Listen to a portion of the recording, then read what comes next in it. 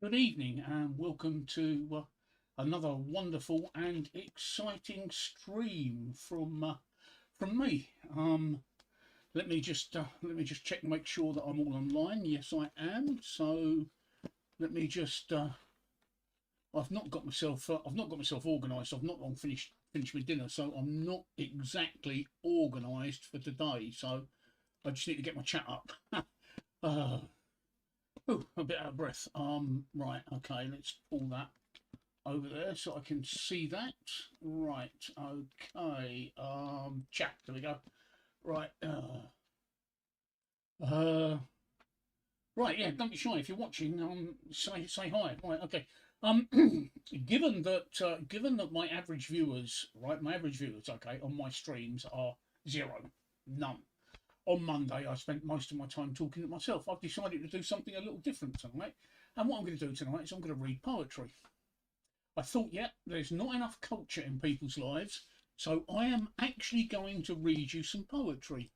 And what we're going to do is we're going to start off with my favourite poem.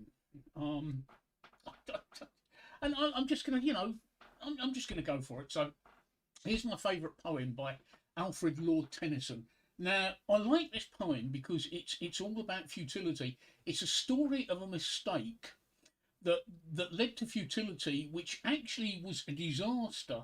But to paraphrase a football commentator, in this case, we snatched disaster. We snatched victory from the jaws of disaster.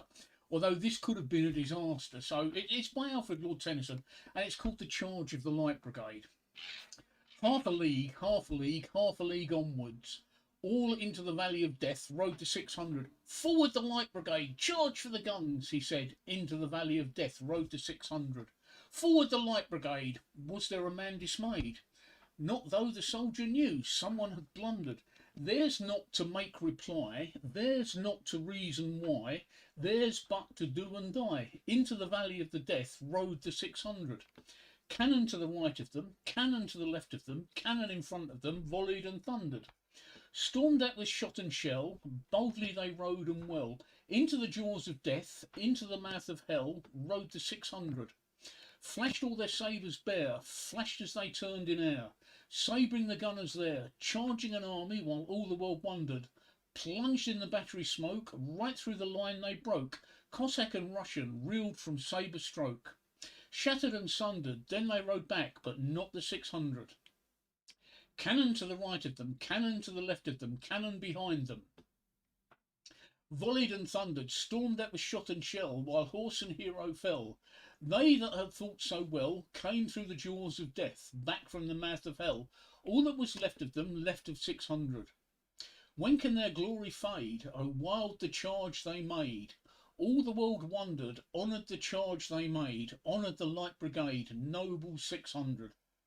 There we go. That's my favourite poem. I just thought I'd share that with you to start with. Good evening, Ray. Do I believe in God? That's a very good question.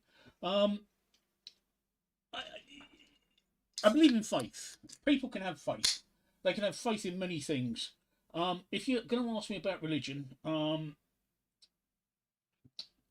a lot of religion says that God made man in the image of himself. I think it's the exact opposite. I think we made God in the image of man. And for each of us, our religion is a deeply personal experience and it's not to be shared. It's what my religion is for me, and between whatever I believe in and whatever your religion is, it's for you and whatever you believe in. So there you go. There's your answer. That's all you're going to get out of me on religion. Right. Anyway. Yeah. Right. Where were we? Yes. I'm going to intersperse poetry with one or two other things. A bus full of nuns.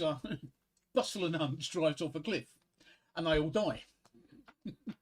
They arrive at the pearly gates, and they're all queuing up to get in. And St Peter's there, and he says to the first nun, he says, "It's a little test before you get into heaven." He said, "And I'll know if you're lying to me." So he said, "Have you ever touched a penis?" And the first nun looks at him and says, "Well, actually, St Peter, yes, but just with the tip of my finger, that's all." And St Peter says, "Okay, well, in that case, just dip it in this holy water here, and you can go on into heaven." Second nun comes up and he says to the second nun, he said, tell me the truth and I'll know if you're lying. Have you ever touched a penis? And she said, well, yes. She said, I've held a penis in this hand and testicles in this hand. And he said, yep, okay, you're not lying. In that case, wash your hands in this holy water and proceed to heaven. And all of a sudden, there's a bit of a jostle at the back of the line there. And St. Peter looks over and he says, Sister Justine, why are you pushing in the line? And she looks at him and said, look, mate, if I've got a gargle with that holy water, I'm going to get in there before Mary sticks her arse in it. Right, let's find another poem for you. Let's find one. Oh, what can we find? I know this one at school. This was an absolute nightmare for me. And I'll tell you a little story about it while I'm digging it up. It was it was at assembly. It was a special assembly. I forget what it was for. It was something to do with it was something to do with some sort of crisis or fundraising that was going on. It was a special assembly. Oh, just to stop for a moment. Look, beer of the day, which because of my green screen isn't going to work properly, right? Because it's the same colour as my green screen. Is Carlsberg. So not all Carlsberg looks like this. All right, not all Carlsberg looks like this at all. So that's my beer du jour, which is French for beer of the day. And I actually like this. This is actually quite nice, even though it pretends to be. It's another one, Carlsberg, Danish Pilsner Lager, 1847 onwards. You think it's Danish, it's not. It's brewed in the UK. But it actually tastes a bit different from the other UK beers. So Carlsberg claim that they're probably the best lager in the world, but they certainly taste a little bit different. Anyway, my next poem. Right, okay. When I was a kid, I must have been about 7 or 8, we had to do a special school assembly. And I got chose to read this poem. And I remember it was the first time I'd ever done anything in public. And the day of the assembly came and I stood up and I started to read this poem and I'm reading it away and all of a sudden I felt this tug at the back of my trousers and I thought, what's that? And I looked round and there's a headmaster saying to me, slow down, you're talking too fast. It's when I discovered that when I get nervous, the adrenaline, I can turn that into, instead of letting the adrenaline control me, I can turn that into something else. And in this case, that nervous energy becomes speed talking. I can't. If you're expecting me to talk fast, it's not going to happen because of my cancer. So you can forget that. But this poem brings that back to me. That terrible moment. It's by Lewis Carroll. Lewis Carroll's also the guy that wrote Treasure Island. What people don't realise is that no, that's Robert Louis Stevenson. Lewis Carroll wrote Alice in Wonderland. My mistake. It's Robert Louis Stevenson that wrote Treasure Island. Look, I'm trying to bring culture in, and I'm getting all my fucking culture wrong. Right. But this is by Lewis Carroll, and it's a poem called Jabberwocky, which actually makes no sense at all, and I don't understand anything about it. But there we go. 'Twas brillig, and the slithy toes did gyre and gimble in the wade. All mimsy were the borogoves, and the moan's wrath outgrabe. Beware the Jabberwock, my son, the jaws that bite, the claws that catch. Beware the Jubjub bird, and shun the frumious Bandersnatch. He took his vorpal sword in hand. Long time the Maxon foe he sought, so he rested by the Tumtum tree, and stood a while in thought. And as if in offish thought he stood, the Jabberwock with eyes of flame came whiffling through the tulgey wood, and burbled as it came. 1, 2, 1, 2, and through the vorpal blade went snigger snack. He left it dead with his head, he went galumping back. And hast thou slain the Jabberwock? Come to my arms, my beamish boy. O frabious day, callooh callay, he chortled in his joy. 'Twas brillig, and the slithy toes did gyre and gimble in the wabe. All mimsy were the borogoves, and moan the wraths outgrabe. There you go, that's Jabberwocky. Right, what's Mickey doing? Is he doing comedy? Right, okay. There's been a murder. A woman was killed, found in a bathtub, partially filled. A pair of policemen went into the house and questioned the poor woman's spouse. He'd just come home from working all night and found her like that, a terrible sight. The younger policeman looked on with dismay. He'd never forget that terrible day. He saw the young woman from behind the door, and empty milk cartons all over the floor, scattered strawberries, slices of fruit, and spoonfuls of sugar and honey to boot. Who could have done this terrible thing? His voice had a horrified, pitiful ring. Just look at the clues, replied Sergeant Miller. It looks like the work of a serial killer. Well, I've got some canned laughter somewhere. Let me find my canned laughter. I'll call my canned laughter up for next time. Yeah. Okay, Mickey, you're a poet and I didn't know it. Little Billy comes home from school to see his family's pet rooster dead in the front yard. Rigor mortis had set in, and it was flat on his back with his legs in the air. When his dad come home, Billy said, "Dad, our rooster's dead, and its legs are sticking in the air. Why are its legs sticking in the air?" His father, thinking quickly, said, "Son, that's so that God can reach down from the clouds and lift the rooster straight up to heaven." "Gee, Dad, that's great," said little Billy. A few days later, when Dad come home from work, Billy rushed out to meet him, yelling, Dad, we almost lost Mum today." "What do you mean?" said Dad. "Well, Dad, when I got home from school today and went up to your bedroom, there was Mum flat on her back with her legs in the air, screaming, 'Jesus, Jesus, I'm coming.' And if it hadn't have been for your brother George holding her down, we'd have lost her for sure." I need my canned laughter, don't I? I need my canned laughter. Let's see if I can. Let's see if I can pull it up in a second. Oh.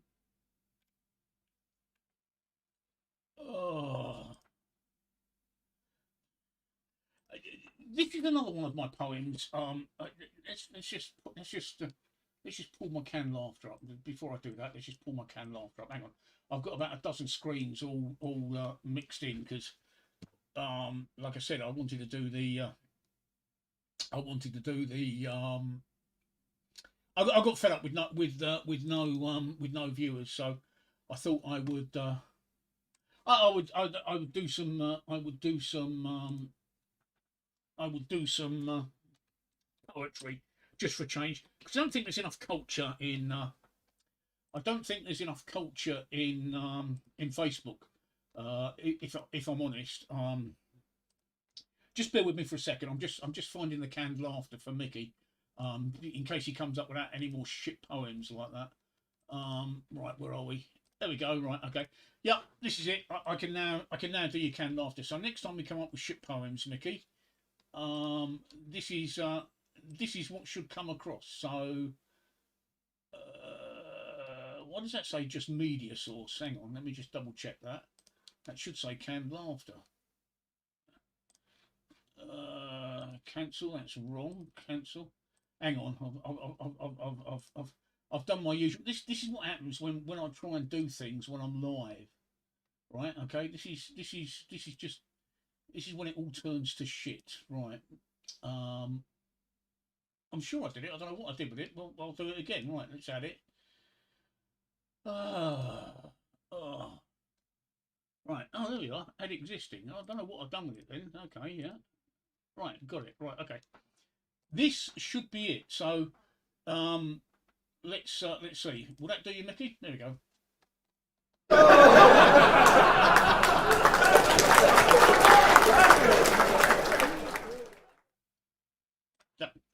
Right, I couldn't hear that. I can't hear that. But hopefully that came out. Did it work, Mickey? The canned laughter. I don't know. I can't hear it. I can't hear myself. Right. Okay.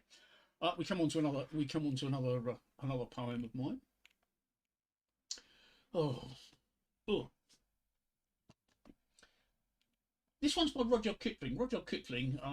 Let's have another bit of beer first.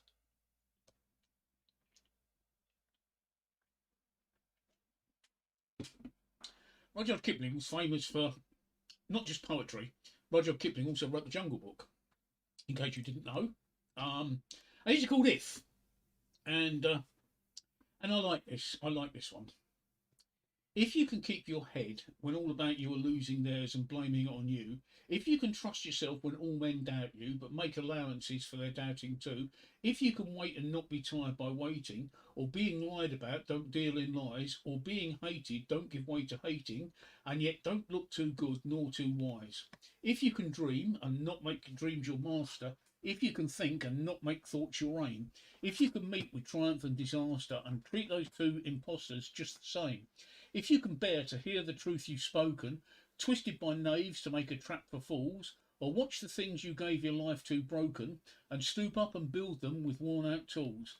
If you can make one heap of all your winnings, and risk it on the turn of pitch and toss, and lose and start again at your beginnings, and never breathe a word about your loss.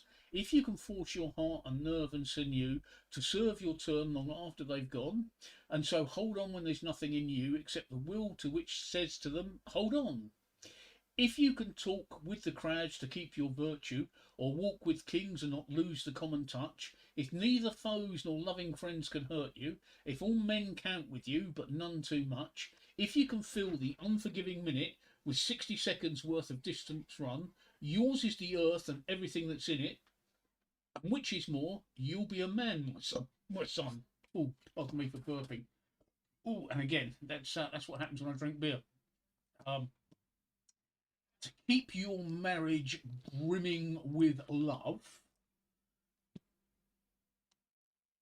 To keep your marriage, hang on.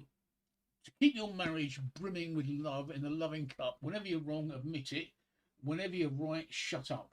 This is your poetry, is it, Mickey? You're doing poetry. Hang on. That deserves.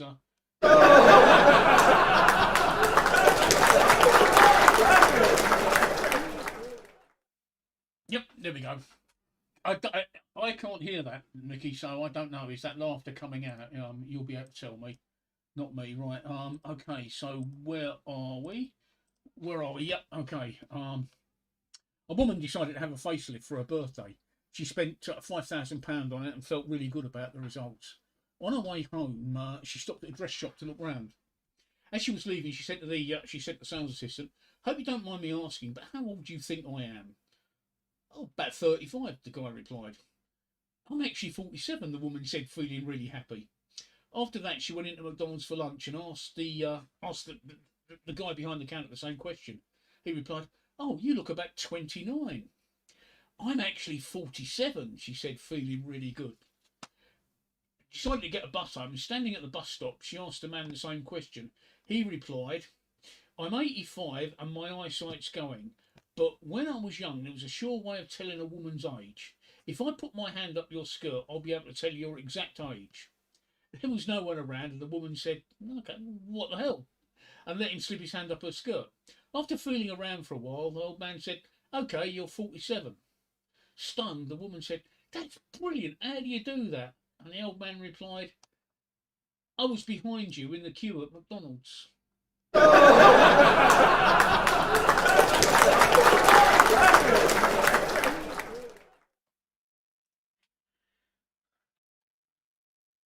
Yes, yeah, I know. I just got so bored with nobody listening to me that I decided to do it. So it's just um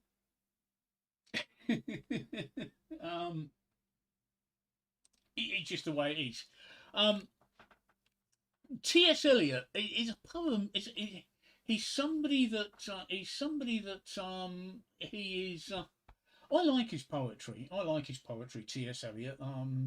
He's not a popular one. You don't get his poetry. Quoted quite often. But when does it get funny? Yes, yeah. When does it get funny in Deco? When does it get funny? Next week is Haters Week, all right? Haters Week is next week. Next week you can hate all you want. This week, shut the fuck up. Right, Miss Nancy Elliott. I like his poetry. I do like his poetry, right, Miss Nancy Elliott. Miss Nancy Elliott. Right, let's start. Right, Miss Nancy Elliott strode across the hills and broke them, rode across the hills and broke them, the barren New England hills, riding to hounds over the cow pasture. Miss Nancy Elliott smoked and danced all the modern dances, and her aunts were not quite sure how they felt about it, but they knew it was modern. Upon the glades and shelves kept watch Matthew and Waldo, guardians of the faith, the army of unalterable law. See, I like T.S. Eliot because his poet is like his poetry is like Lewis Carroll's poetry. Sometimes it's complete nonsense, and yeah, I look at his poetry and I think, what's going on here? What's happening? What are you going on about? That Miss Nancy Elliott, I remember that from school, and I thought, like I don't know, I don't know your I don't know what you're trying to say, what it is you're trying to say, but that's T.S. Eliot for you. Spike Milligan poetry is amusing. Well, be my guest. Go and find some Spike Military poetry. I'm not going to stop you. You'll find the internet. Carl happens to be a mate of mine, and he's such a hater. I can't believe how much he hates. He goes on the internet and does nothing but hate. He never says anything positive about anybody to anything. So I just let him get on with it. A man escapes prison where he's been 15 years. He breaks into a house to look for money and guns when he finds a young couple in bed. He orders the guy out of bed and ties him to a chair while tying the girl to the bed, and gets on top of her, kisses her neck, and then gets up and goes to the bathroom. What does he do? While he's in there, the husband tells his wife, listen, this guy's an escaped convict. Look at his clothes. He probably spent lots of time in jail and hasn't seen a woman in years. I saw how he kissed your neck. If you want sex, don't resist, don't complain, do whatever he tells you. Satisfy him no matter how much he nauseates you. The guy's probably very dangerous. If he gets angry, he'll kill us both. Be strong, honey, I love you. To which his wife responds, he wasn't kissing my neck, he was whispering in my ear. He told me I was gay, thought you were cute, and asked me if I had any Vaseline, and I told him it was in the bathroom. Be strong, honey, I love you too.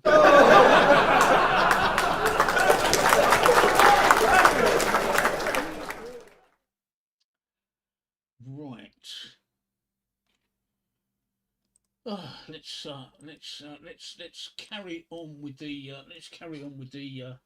culture.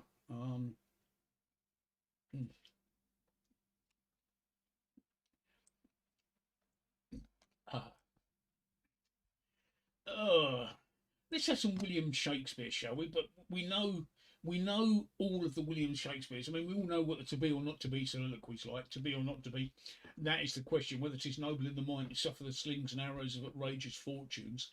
But that's not all he did. I mean, he didn't just do the soliloquy. He did lots of sonnets. And sonnet is an old type poem. So we'll do. He did something like 200 sonnets, something like that. We'll pick a sonnet at random. Sonnet 34. Why didst thou promise such a beauteous day? I actually hate William Shakespeare, right? I mean, he's considered by many to be the greatest English playwright, all right? And the reason I hate him is because all of his plays are in the language of the time, and I really don't understand it. I have seen that they've tried remaking them. What is it? Leonardo DiCaprio did a remake of Romeo and Juliet with modern language, but it failed quite miserably. So, but people seem to rave about Shakespeare, and I look at him and I think, it's just, did really people really used to speak like that? I mean, if somebody came up to me nowadays and spoke like that to my face, I'd probably kick them in the nuts. I mean, just for being they are. Anyway, why didst thou promise such a beauteous day? Why didst thou promise such a beauteous day, and make me travel forth without my cloak, to let base clouds o'ertake me in my way, hiding thy bravery in thy rotten smoke? 'Tis not enough that through the cloud thou break, to dry the rain on my storm-beaten face, for no man well of such a salve can speak, that heals the wound and cures not the disgrace. Nor can thy shame give psychic to my grief. They though repent, yet I still have the loss. The offender's sorrow lends but weak relief. To him that bears the strong offence's cross. Ah, but those tears are pearl which thy love sheds, and they are rich and ransom in all ill deeds. That's actually quite a nice bit of poetry. That is quite a nice bit of poetry. Um, and obviously the jokes are going down like a lead balloon. So I think we'll intersperse it with another joke. I think. I don't know. I'm running out of. I'm running out of jokes. If I'm absolutely honest with you, I'm running out of jokes. Jim decided to propose to Sandy, but prior to her acceptance, Sandy had to confess to a man about her childhood illnesses.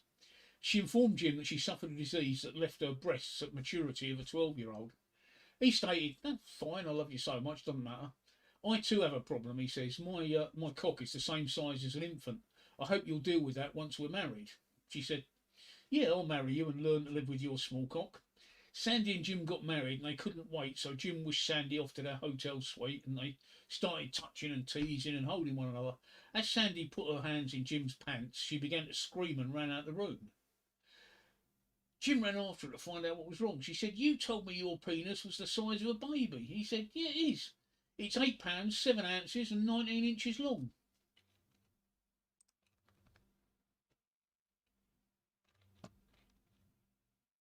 Right.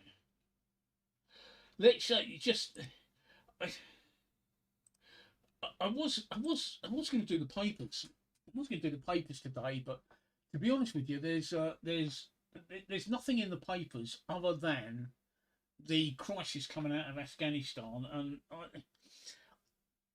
I've been thinking about what to say today, but I was gonna. I sort of had a little bit of a script prepared to it, but it sort of failed. One thing I have noticed, and somebody else did pick up on this today, that everybody that's spent the last 18 months, right, being expert virologists are now suddenly expert humanitarians. It's amazing how that happens. And they've instantly solved this crisis of these refugees in Afghanistan. And the other irony that I've noticed is people saying, we can't take 20,000 refugees. The country's full. There's 68 million people living here, right? 20,000 is but a drop in the ocean. It's what? 68,000 is 1%, so 20,000 is a third of that. So it's a third of 1%, all right? 20,000 of the population of the UK. But then other people said there's no space here. Well, I think, have you ever been in an aeroplane, either coming to or leaving the UK, right? Have you ever been in an aeroplane? I have. And you look out the window and what can you see? Yeah, exactly. Green. Lots and lots of green. We've got tons of space in this country. We've got plenty of room, right? It's something like 32% of the land is built on. That means there's 68% unbuilt. I mean, we've got plenty of space, and we don't have to touch arable farmland, and we don't have to touch preserved woods. Build houses on golf courses. I mean, golf courses are for the rich, aren't they? I mean, golf is so boring, isn't it? I mean, what's it? George Bernard Shaw. Golf is a good walk spoiled. Yeah, that's it. Build houses on golf courses. Horse racing tracks. That's another. Do away with the horse racing tracks, right? They're just a waste of green space as well. Just plenty of space for these people. So, good evening, Ryan. How are you? Over there in Ireland. Congratulations on the whatever it is. Congratulations. I've got to congratulate you on something, Ryan. I don't know what it is. Getting over your illness, I think. I'm having an evening of poetry. I've decided that I'm going to make you all cultured. Okay, you're going to be cultured. So I'm having an evening of poetry, and I'm doing Shakespeare. Yeah, I'm fine. I can't complain. I'm doing Shakespeare. I've done Eliot. I've done Shakespeare. I've done Kipling. I've done Alfred Lord Tennyson. All the famous poets. I mean, these are things that I like. So I'm doing all that, and now we're going to do William Wordsworth. Now, Wordsworth. He's another great British poet that a lot of people rate. I don't think he's I don't think he's that wonderful, but he does have some fantastic poems, and I Wandered Lonely as a Cloud, which I think is actually quite a romantic poem, and it is quite a good poem. So I wandered lonely as a cloud that floats on high o'er hills and vales, when all at once I saw a crowd, a host of golden daffodils. Beside the lake, beneath the trees, fluttering and dancing in the breeze, continuous as the stars that shine and twinkle on the Milky Way, they stretched in a never-ending line along the margins of a bay. 10,000 I saw at a glance, tossing their heads in a sprightly dance. Their waves beside them danced, but they outdid the sparkling waves in glee. A poet could not be but gay in such a jocund company. I gazed and gazed, but little thought what wealth the show to me had brought. For oft, when on my couch I lie, in vacant or in pensive mood, they flash upon that inward eye, which is the bliss of solitude, and then my heart with pleasure fills, and dances with the daffodils. Yeah, I personally think he was off his head on cannabis when he wrote that, but that's that's the sort of things that he did. But I personally think, like you say, it's that is somebody somebody off of his head. A husband always insists on making love in the dark. After 20 years, one night the wife decides to turn the light on, finds him holding a vibrator. She goes ballistic. You impudent bastard! How could you lie to me all these years? Husband looks her straight in the eyes and says calmly, "I'll explain the toy. You explain the kids."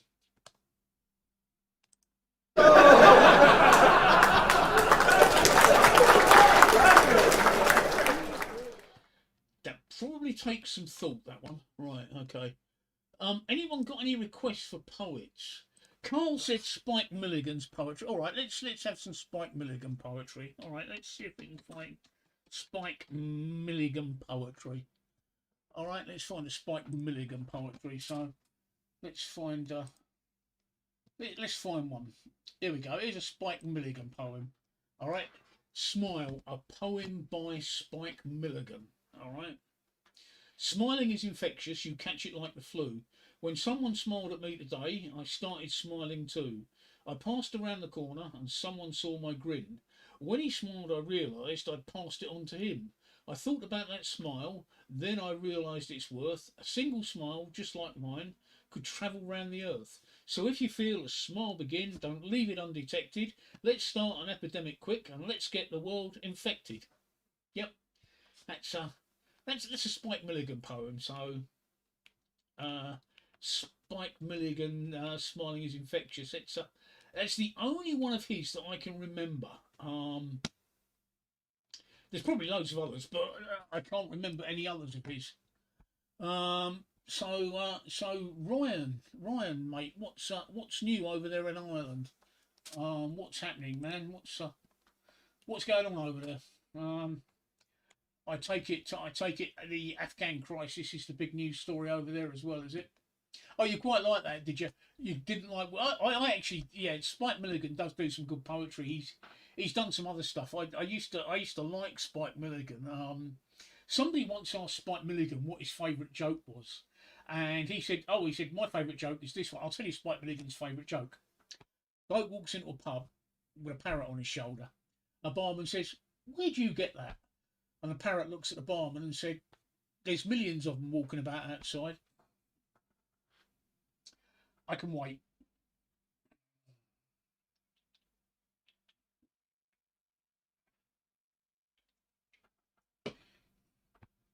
That was Spike Milligan's favourite joke. All right, let's see if we can find some more Spike Milligan poetry. Then let's see if the trouble is I don't know what poems he wrote. I knew that he wrote Smile, or Smiling is Infectious. Had 3 to 4 days of a broken telehandler.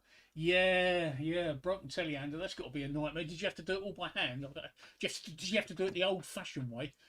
Ryan works on a farm in Ireland, so no. All I can find on the internet when I want to do a search on Spike Milligan poetry, Smile comes up. Let's just try. let's just try. Let's try another thing. I know he did more poetry than that. I know he did more poetry than that. Right? Yes, he did. I found them. Right? Okay. I found some Spike Milligan poems. So let's find. Let's find some. Here we go. This is one called Bazonka. There's nothing you can comment on it. It's I'm I'm trying to I'm trying to resist I'm trying to resist all commenting on the Afghan situation. Apart from saying that we should never have become involved in it in the first place. If nothing else, that we didn't learn anything from 1840 when we first tried it in Afghanistan. I don't think it was called Afghanistan then. It's called something else then, I think. And we should never have been involved. And yes, we are out. And there's a lot of people that are hello, I'm Yahoon. Come on, you Spurs. Yeah, all right. I'm a West Ham supporter, so that's probably not the best of things to say. Come on, you Spurs. I'm glad we're out of it, but the question I've got, a lot of people are kicking off about it, Ryan. And the question is, if not now, when? Will another month make any difference? Will another year make any difference? The only difference it will make is more and more of our people will die. Yes, there was no easy way to get out of this situation, but now we're out of it, and that's it. It's yeah. So it's if not now, when? Anyway, right, to carry on with my culture evening, I'm trying to get you people into culture. All right, I'm trying to get you into culture. And so we've done Wordsworth, we've done Shakespeare, we've done Rudyard Kipling, we've done Lewis Carroll, we've done T.S. Eliot, we've done Alfred Lord Tennyson, and now we're doing Spike Milligan. This is Bazonka by Spike Milligan. Bazonka, that's all right, Ryan, don't worry. Bazonka by Spike Milligan. All right, this is Bazonka. Say Bazonka every day. That's what my grandma used to say. It keeps at bay the Asian flu and both your elbows free from glue. So say Bazonka every day. That's what my grandma used to say. Don't say it if your socks are dry or when the sun is in your eye. Never say it in the dark. The word you see emits a spark. Only say it in the day. That's what my grandma used to say. Young Tiny Tim took her advice. He said it once, he said it twice. He said it till the day he died. And even after that he tried to say Bazonka every day, just like my grandma used to say. Now folks around declare it's true that every night at 2:30, if you stand upon your head and shout Bazonka from your bed, you'll hear the word as clear as day, just like my grandma used to say. That's just so Spike Milligan, isn't it? That is just so Spike Milligan. He's just he is one of the funniest men that I've ever known. So unless anybody's got anything else to add, like come on Spurs, I mean, it's okay. I was born in the East End of London, and being born in the East End of London, right? I was born in Hackney, but I was brought up at Cockney in the East End of London. In the East End of London, there's only one or two football teams you can support. That's either West Ham United, based in Stratford there, or Leyton Orient, which are also based in Stratford. Well, Leyton Orient, to me, didn't sound like a proper football team, so it was West Ham. Besides, I like the colours of claret and sky blue. Tottenham Spurs, they're North London, so if you're born East London, you don't support a North London team. So I was always West Ham, and I now live in South East London, but my nearest football team actually is Crystal Palace. Well, no, I'm equidistant. I'm equidistant between Crystal Palace and Millwall, but I don't change my allegiances. I'm one of these people that I believe that you support the football team where you're born, your home team. And for me, West Ham's always going to be my home team. Right, Spike Milligan. Let's do another Spike Milligan, seeing as he's proving to be so popular with everybody. I haven't got my viewing figures on, so I can pretty much gather or guess that I'm being viewed by 0 people. I tried to show you my Carlsberg, right, my beer de jour, but because of my green screen effect, right, because of my green screen effect, it's the beer's like this. Look, it's Carlsberg. It blends in with my green screen. Nothing I can do about it. Well, I can turn the green screen off, but I can turn the green screen off. Let me just turn the green screen off. Hang on. Let me turn my green screen off and see what it looks like. There you go. Look, Carlsberg. Yeah, look. See, you can see all my green stuff behind me. Look. See. Right. Let's turn that back on again. So there we go. Look. That's my green screen anyway. Right. Okay. That's the technical secrets of what goes on behind the scenes. Right. Do we want some poetry or do we want another joke?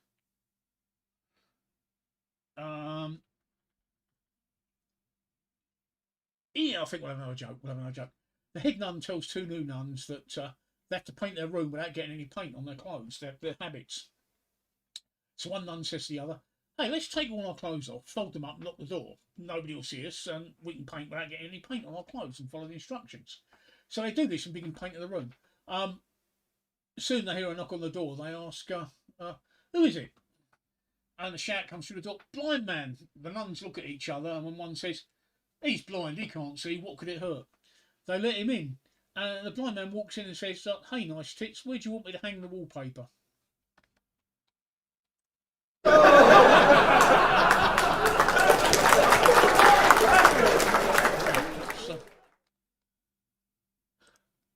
Let's have another Spike Milligan. Good evening, Tracy. Let's have another Spike Milligan poetry. This one's called Jumbo Jet. I can't believe that Spike Milligan died in 2002. Oh dear. I've got to say, Sean Locke. R.I.P. Rest in peace, Sean Locke. I was saddened to hear about the death of Sean Locke today. He was a funny guy. I loved his humour. I only wish I could come up with some of the things that he came out with. He used to amuse me when he was the captain on 8 out of 10 Cats. I think the world is slightly worse off now that he's no longer with us. It's a shame. He died of cancer. I don't know which cancer. There's some people that say it was a throat cancer. Some people say it was a skin cancer. But it could have been any cancer, because with skin cancer, the thing about skin cancer is it's generally, as a rule, I mean, I know a lot of people do die of skin cancer, but what happens with skin cancer is, as a rule, it metastasizes into other cancers, and it could have got into his lymphatic system, which meant he got what I've got, which is lymphoma. And so, well, yeah, that's another, you see, malignant melanoma, but other people have said throat cancer. It's difficult. Whatever happens, I mean, he fought a secret battle against it. I didn't even know he had cancer, and I was quite shocked to hear about his death today. I think the country is a little poorer from him, and I can only. I wish I had. I wish I had 1% of his talent. I really do. I really do. Right. Back on with your culture. Jumbo Jet. I saw a little elephant standing in my garden. I said, "You don't belong in here." He said, "I beg your pardon." I said, "This place is England. What are you doing here?" He said, "Oh, then I must be lost." And then, oh dear, I should be back in Africa on Serengeti's plain. Pray, where's the nearest station where I can catch a train? He caught the bus to Finchley and then to Mincing Lane and over the embankment where he got lost again. The police put him in a cell, but it was far too small, so they tied him to a lamppost and he slept against the wall. But as the policeman lay sleeping by the twinkling light of dawn, the lamppost and the wall were there, but the elephant was gone. So if you see an elephant in a jumbo jet, be sure that Africa's the place he's trying to get. Oh, right, okay. Let's find another. Let's do another joke. I'm running out of jokes. You know, I'll tell you.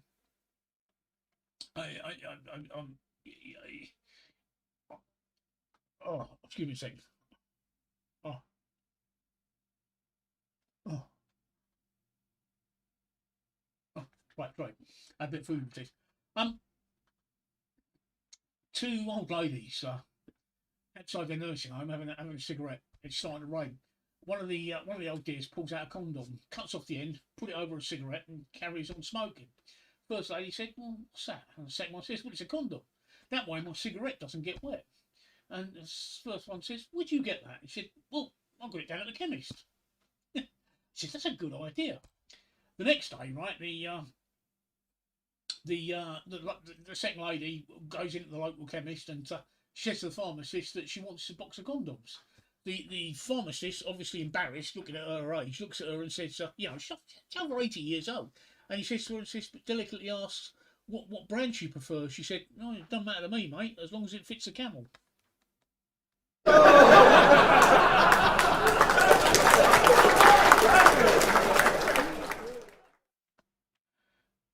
Right, okay. Let's have some more poetry. Let's have some more poetry.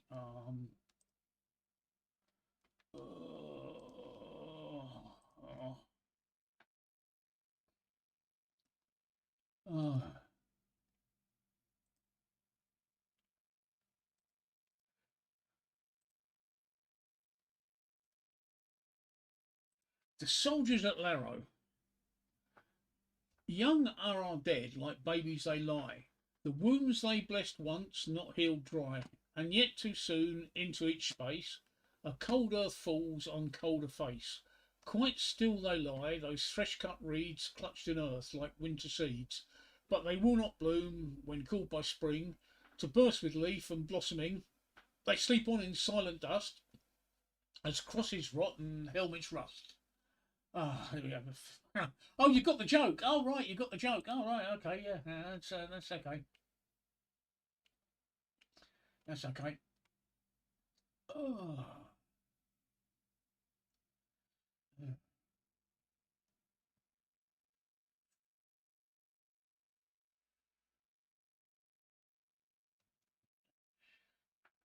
Guy walks into the. He says, "So, do we want a joke? Do we want a joke or poetry? Come on, you decide, people. Come on, you set the tone.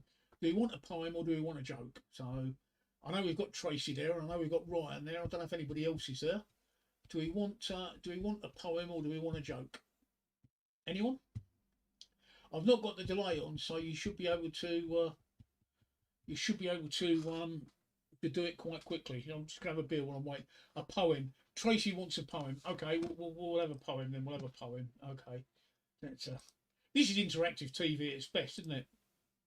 Whatever you're happy with, Steve. Well, I'd like to be having sex, but that's not going to happen. Right.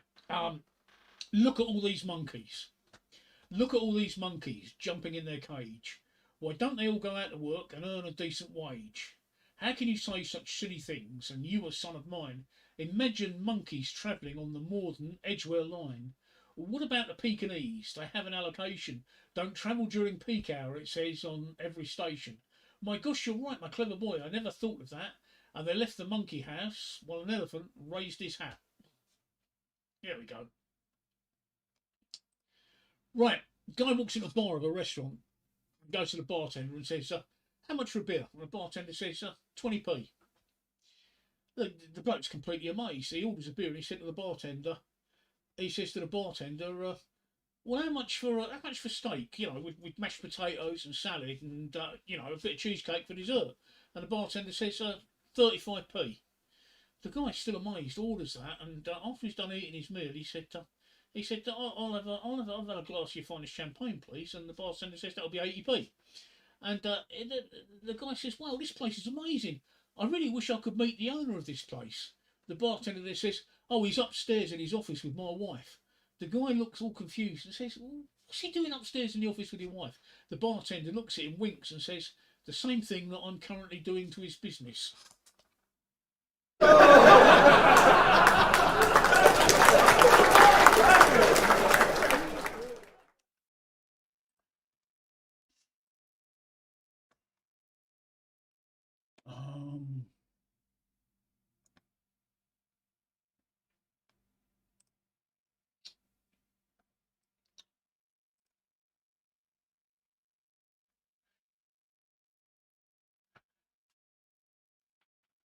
Spike Milligan's version of Hamlet, right? Hamlet. We've all heard of Hamlet. To be or not to be, that is the question. This is Spike Milligan's version of Hamlet.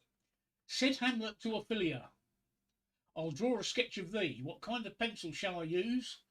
To be or not to be? It's Spike Milligan, all right? It's Spike Milligan. Right, okay.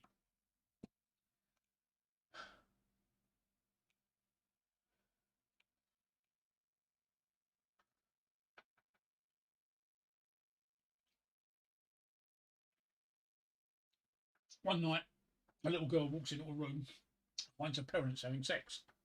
The mother's going up and down on the father. When she sees her daughter looking at them, she immediately stops. What are you doing, mummy? Mother, so embarrassed, she tells her little to tell her, she's too embarrassed to tell her little girl about sex. So she makes up an answer. Well, darling, sometimes Daddy's tummy gets too big, so I have to jump up and down on it to flatten it out. And the little girl says, well, mummy, you really shouldn't bother with that. And Mum has a confused look on her face. Says, what do you say that, darling? And she says, well, because, Mum, every time you leave in the morning, the lady next door comes over and blows it back up.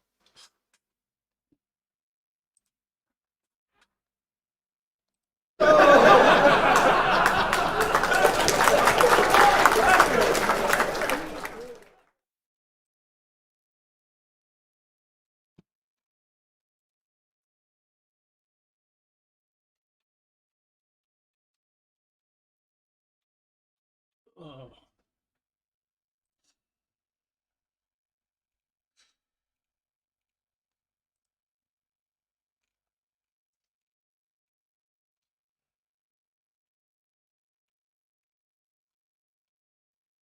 Edgar Allan Poe. Um,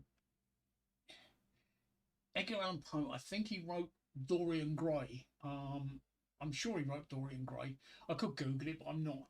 But he also had poems and the Raven. This is probably his most famous poem. If you don't know it, you don't know it. If you do know it, you do know it. Deep into that darkness peering, long I stood there, wondering, fearing, doubting, dreaming dreams no mortals ever dared to dream before. But the silence was unbroken, and the stillness gave no token. Was whispered the word Lenore. This I whispered, and an echo murmured back the word Lenore. Merely this and nothing more. See, that's that's Edgar Allan Poe. I'm going to do another Shakespeare. Sonnet 18. Sonnet 18 doesn't actually mean much to people, but you'll recognise the first line of this. Everybody knows the first line of. Pardon me, burping again. Everybody knows the first line of Sonnet 18, but I don't actually know Sonnet 18. Shall I compare thee to a summer's day? Thou art more lovely and more temperate. Rough winds do shake the darling buds of May, and in summer's lease hath all too short a date. Sometime too hot in the eye of heaven shines, and often is his gold complexion dimmed, and every fair from fair declines, by chance or nature's changing course untrimmed. But thy eternal summer shall not fade, nor lose possessions of fair thou hast, nor shall death brag thou wander'st in his shade, when internal lines to move thou grow'st. So long as man can breathe or eyes can see, so long lives this, and this gives life to thee. That's about as nonsensical as anything else. So do you want to? Do we have another joke? Should we have another joke? Another joke? Another joke? Another joke? Another joke? Two cowboys talking about sex. First cowboy says, "I like the rodeo position," and the second cowboy says, "Oh, I've never heard of that. What's that?" He said, "Well, what you do is you get your girlfriend down on all fours, right? And you get your cock out, and you man, you get her from behind, right? And when you're pumping away, right, you reach round and you grab hold of her tits, right, and whisper in your ear and say, these feel like your mum's."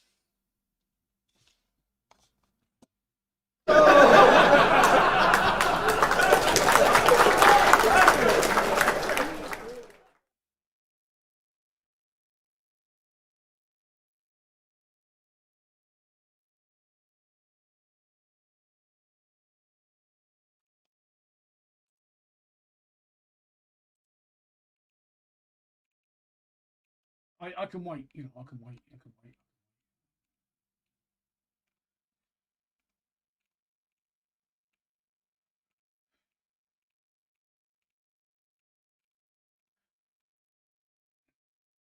it wouldn't be. It wouldn't be. It wouldn't be. It wouldn't be a culture evening, right? I've mentioned all. I've done poetry from all of the famous poets. I've done Kipling. If I've done Rudyard Kipling. I've done Rudyard Kipling. If I've done Alfred Lord Tennyson, The Charge of the Light Brigade.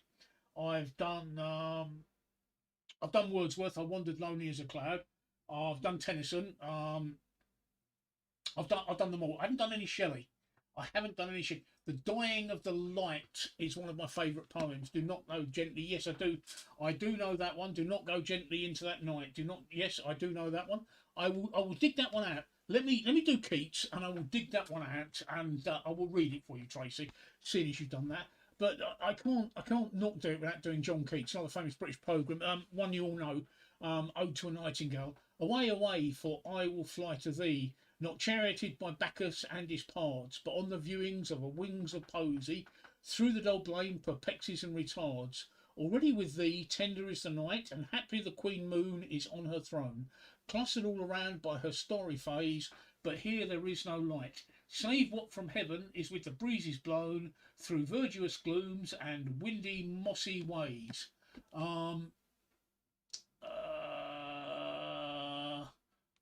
The Dying of the Light. Let me find that one. Let me find that one. The Dying of the Light.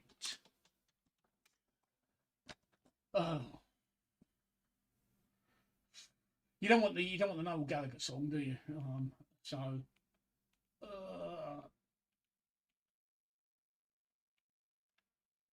I'm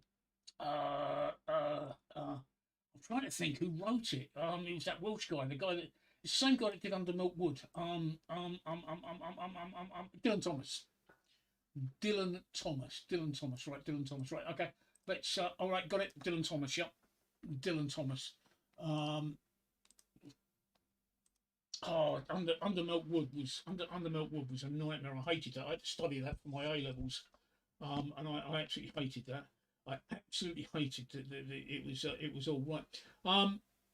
1953, Dylan Thomas. Do not go gentle into that good night. Old age should burn and rave at close of day. Rage, rage against the dying of the light. Though wise men at their end know dark is right, because their words had forked no lightning, they do not go gentle into that good night. Good men the last wave by, crying how bright. Their frail deeds might have danced in a green bay. Rage, rage against the dying of the light. Wild men who caught and sang the song in flight, and learned too late they grieved it on its way. Do not go gentle into that good night. Grave men near death who see with blinding sight, blind eyes could blaze like meteors and be gay. Rage, rage against the dying of the light. And you, my father, there on the sad height, curse, bless me now with your fierce tears, I pray. Do not go gentle into that good night. Rage, rage against the dying of the light. Is that acceptable, Tracy? Thank you, Ryan. Thank you. I've nearly coming to the end. I can't actually believe that I've managed to. I've actually managed to do an hour. A bloke walks into a pub and sees a sign hanging over the bar. Cheeseburger £1.50, chicken sandwich £2.50, hand job £10. He walks up the bar and beckons one of the exceptionally attractive blondes serving birds and says, "Can I help you?" She asks. "I was wondering," whispers the man, "are you the one that gives the hand jobs?" And she preens and purrs and says, "Yeah, I am." He said, "Well, he said, in that case, wash your hands and get me a cheeseburger."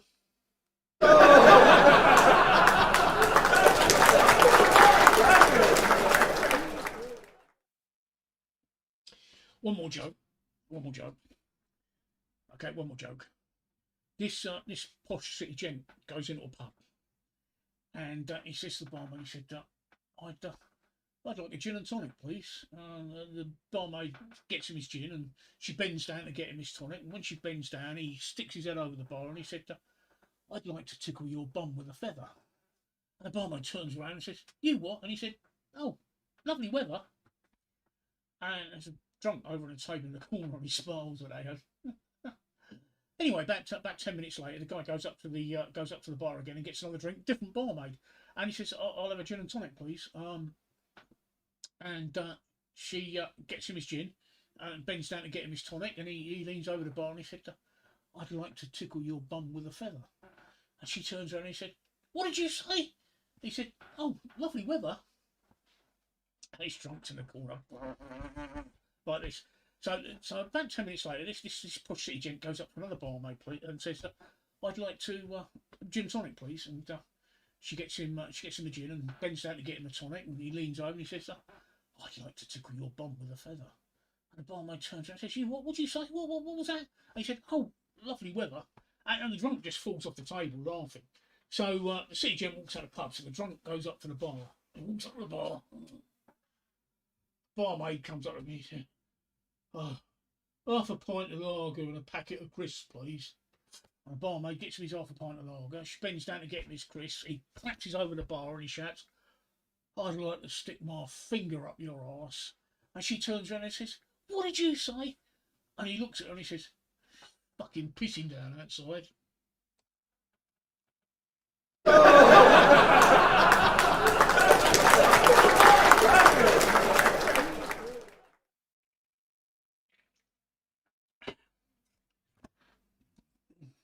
That's it. That's my evening of culture. That's my evening of culture done.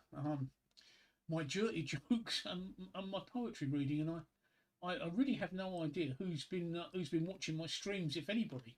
According to I've just looked at my figures. According to my figures, nobody is actually. Oh, I've gone offline on Twitch. That's why. Right, I've gone offline on Twitch, so nobody on Twitch is watching. So that's. I'm glad somebody appreciates my jokes. So, so that's it. That's my evening of culture. Unless anybody's got any special requests, I'm going to call it a night. So, has anybody got any? Do you like my Mr. Gaijin? Mr. Gaijin. Is that Gaijin? Is that Chinese for ghost? No, Chinese for ghost is Guilo. Gaijin is another insult, isn't it? What do you call a Jewish man making a cup of tea? Okay, I don't know. What do you call a Jewish man making a cup of tea?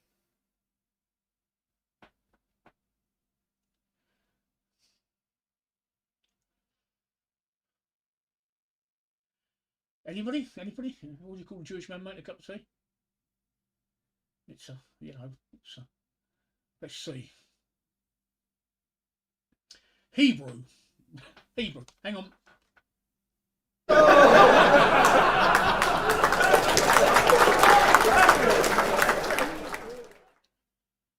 There you go. Okay, thank you. That's do you know?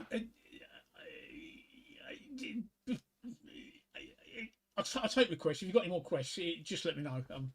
Just let me know. I take requests. I was in. I do a lot of posting in Facebook groups to try and get followers for my channel, which is a raving success. Not, I mean, it's I'd have more success. Excuse me, burping. It's because I'm drinking beer. Trying to get people to come to my channel. Give me 1 second, Mr. Gaigiano. Getting people to come to my channel, right? It's like trying to have a wet wank it's more productive to actually have a wet wank in a wheelbarrow. So a lot of people in Facebook, they crack me up because they all want followers, but they don't want to interact. And I've finally got somebody on Twitch that wants to interact with me, and I'm well happy. Mr. Gaigiano says, "What has 3 teeth, 200 legs, and 200 arms?" I've shared you into a hell of a lot of groups that I share with a few other streamers in, mate. Thanks, Ryan. I appreciate that. When you come over, if I can, I must get up your way. You must go out for a pint. We must celebrate your dad. I mean, he's been gone a few years now, so we must the queue outside a methadone chemist. Yeah, okay. I like that a lot.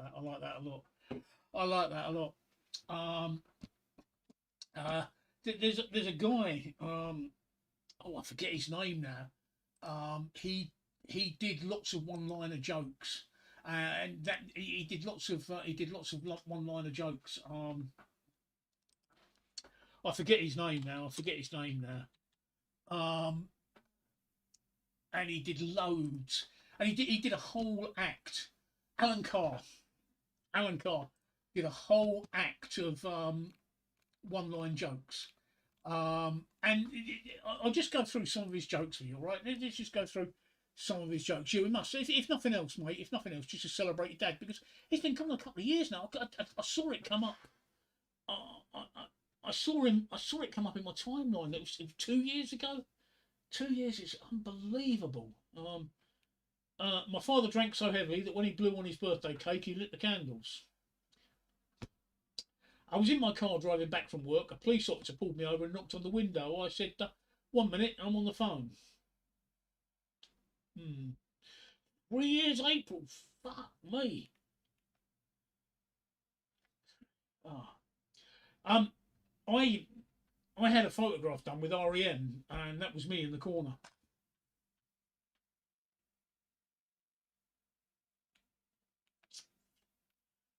Yep. Michael McIntyre, that's him. That's the guy. He actually did. He actually did.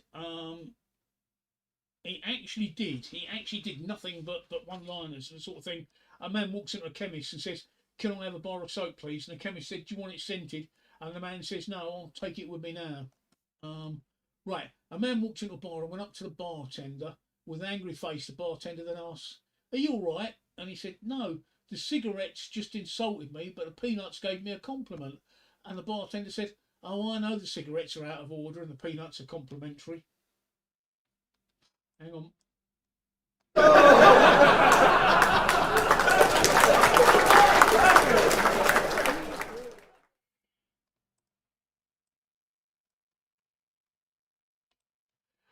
Crime in multi-storey car parks is wrong on so many levels.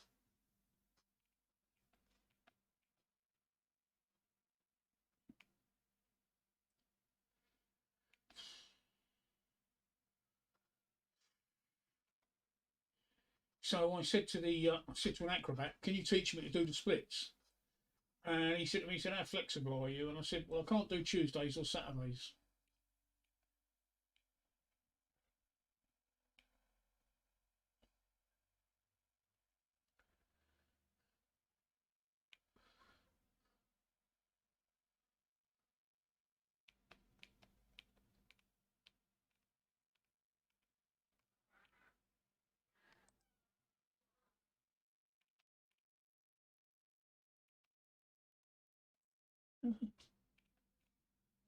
Just, my face is hurting. Oh, I regret rubbing ketchup into my eyes, but that's hindsight.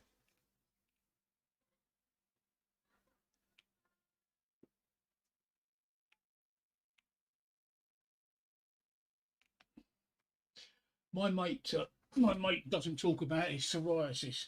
He just sweeps it under the carpet.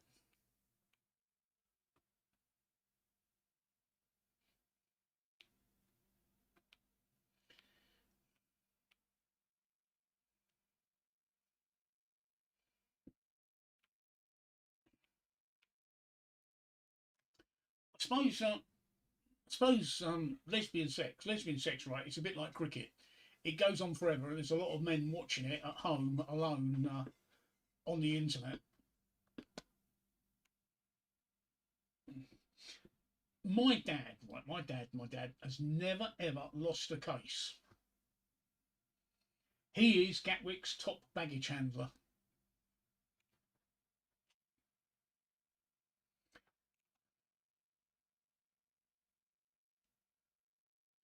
British people, right? British like us, British, right? We're like coconuts, We are like coconuts. We're hard on the outside, but sweet once you crack us. Also, often found full of alcohol and holding an umbrella.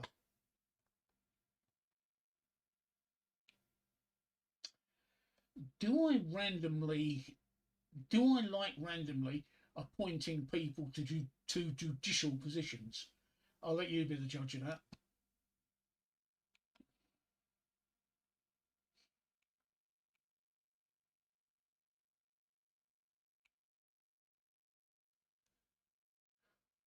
How are we doing? We doing all right? Shall I carry on? Shall I carry on? Shall I stop?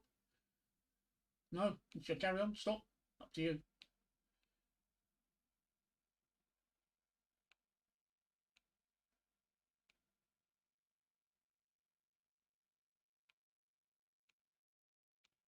No?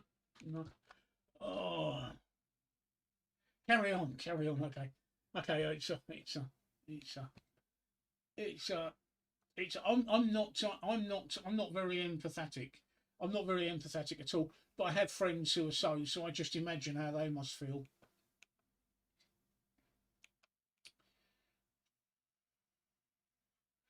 Before before Brexit, the only withdrawal agreement I knew of was with the wife and how to stop pregnancy.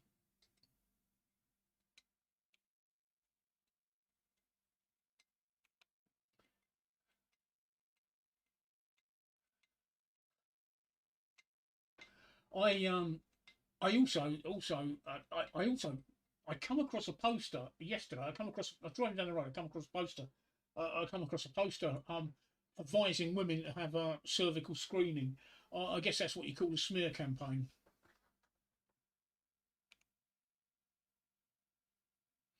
And people who say everything happens for a reason, have never shit themselves on public transport.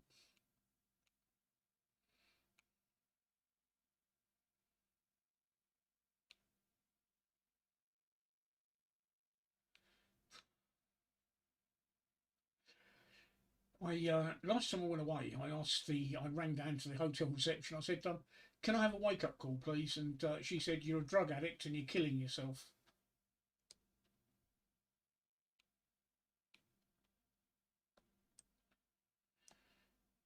Two becomes one was the Spice Girls' prediction for universal credit.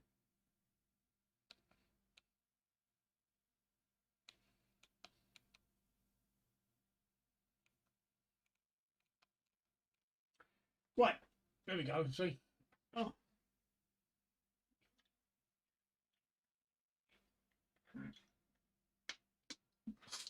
I was um, I was watching a football the other day. It's getting bigger. Then it hit me.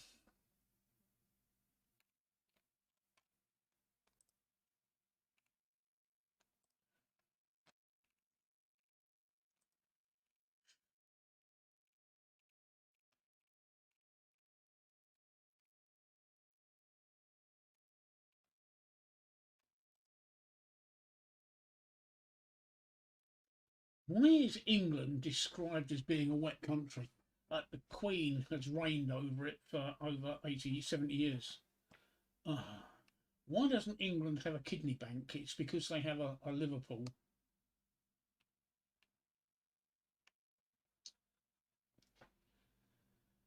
What do you do after you reach Greenwich? Well, you find something to occupy you in the meantime. Three guys in a hospital: an Englishman, a Welshman, and a Pakistani, and they're in the maternity ward. And their wives have just given birth, and the doctor comes rushing out and said, "Guys, I'm sorry, we've had a computer error, and we the babies are all mixed up. We don't know which is which. So you're gonna have to choose them yourself. And so you better work out who's going to go first." And so they drew lots, and it turns out the Englishman goes in first. So the Englishman goes into the maternity ward, and he comes out with a baby in his arms, and the other two look at him and said, "That baby's Pakistani." And the Englishman looks at it and said, "Yeah." And they said, "Well, why have you chosen a Pakistani baby? I mean, you're English. Why have you got a Pakistani baby?" And he looks at him and said, "Mate, one of the other two is Welsh. I ain't taking the chance."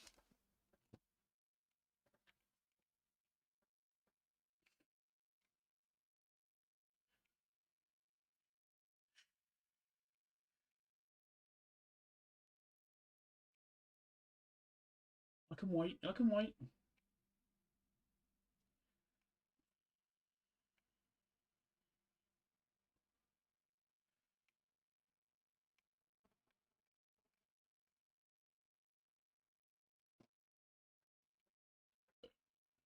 Oh,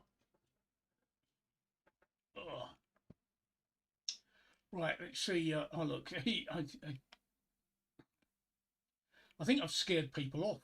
That's what I think I've done. I think I've actually scared them off.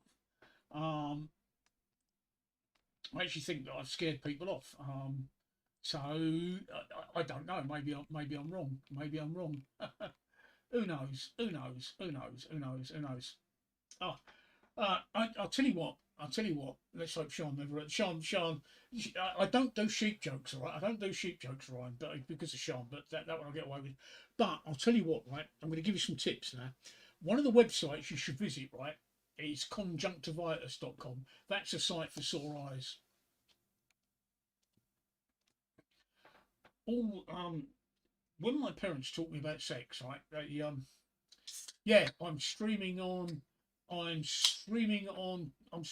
Twitch, I'm streaming on YouTube, I'm streaming on Facebook, and I'm streaming on D Live. But for some reason, I'm offline on D Live at the moment. I'm offline on YouTube at the moment. I don't know why. That's just the way it is. It's probably I'll probably turn around and find myself being banned or something for telling dirty jokes. I think. I don't know. We'll see. Um, I went to the doctor's the other day, and I said, Doctor, I've got kleptomania, and he said, have you taken anything for it? Oh, hi, Kim H. Okay. Restream's obviously lying to me. Restream says that I'm not online on D Live, but thank you for letting me know. Obviously, I am online on D Live, so thank you. Impersonation by any chance? Impersonation by any chance? No, I don't know. I want to die. I want to die. I want to die like my grandfather, peacefully in his sleep, not shouting and screaming like his passengers.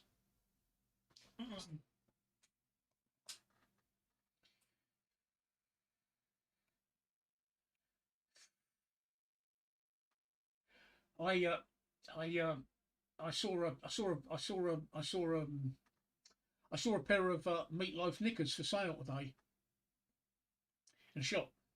Meatloaf knickers. What are meatloaf knickers? Meatloaf knickers. You never seen meatloaf knickers, right? On the front they say, "I would do anything for love," and on the back they say, "But I won't do that." Police arrested two kids yesterday. One was drinking battery acid, and the other one was eating fireworks. They charged one and let the other one off.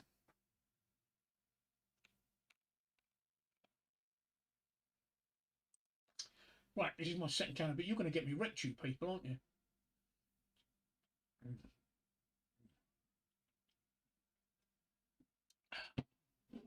Right. That's I meant, are you going to be banned for impersonation? Sorry for the confusion. No, I can't believe that, Ryan. I cannot believe, right, that Facebook banned me for 2 days for impersonating myself. They did. They banned me for impersonating myself. I just, I just, I just, it's just, it's just. I'm going to sign off now, right? But do you want to hear what is what regarded as the world's funniest joke, right? This I know this, right? I was doing some research on this the other day, right? This is the world's funniest joke, all right?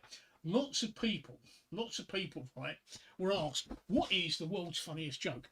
And this is the world's funniest joke. I'm not kidding, right? This is the world's funniest joke. Oh, pardon me. A guy phones the emergency operator. Hello, my friend, he's injured. I've shot him. I think he might be dead. Please help. Can you come and get an ambulance? And the operator says, well, yeah, okay, let's find out how bad he is. Can you go and make sure, first of all, are you sure he's dead? Can you make sure he's dead? And I said, hang on. And he runs off, and all of a sudden you hear a gunshot, and he comes back and he said, oh, he's dead now. The world's funniest joke. That was voted the world's funniest joke. I'm serious. That was voted the world's funniest joke. Maybe it's the way that I tell them. I don't know. Right. It's I've gone 20 minutes over my time. I'm now 20 minutes over my time. So look. Much love to all of you. Ryan, did you see my shirt? Look, see my shirt. Look, you see that? Look, there you go. Look. Hey, what am I doing? It's that side. Sorry, I'm looking in the camera. It's mirror imaged. I've got some shirts made up. Right. So I'm gonna go because I'm sweating like a pig, and I'm on my second beer, which means I'm half cut. Um, and I'm going to end up not being funny. Plus my voice is going. It's in the words of Vinnie Jones. It's been emotional. I've quite enjoyed tonight. I don't know why, but we've done it all, haven't we? We've had culture, we've had poetry reading, we've had jokes, we've had one-liners, and so that's it. So let me just get my screen up. Right, yeah. As much as I'd love to stay and chat to you, I will be back on Friday at 7:30 UK time if you're not in the UK. 19:30 military time if you're in the UK. That looks fab, Steve. Thanks for the entertainment. See you Friday at 7:30. Yep, I'll see you Friday at 7:30. At 7:30 if you're there as well. Look forward to it. I do take requests. I had a request on Monday. Somebody said to me, they said, do you take requests? I said, yeah. And they said, do you like sex and travel? And I said, oh, I love sex and travel. And they said, well, just fuck off. So on that note, good night.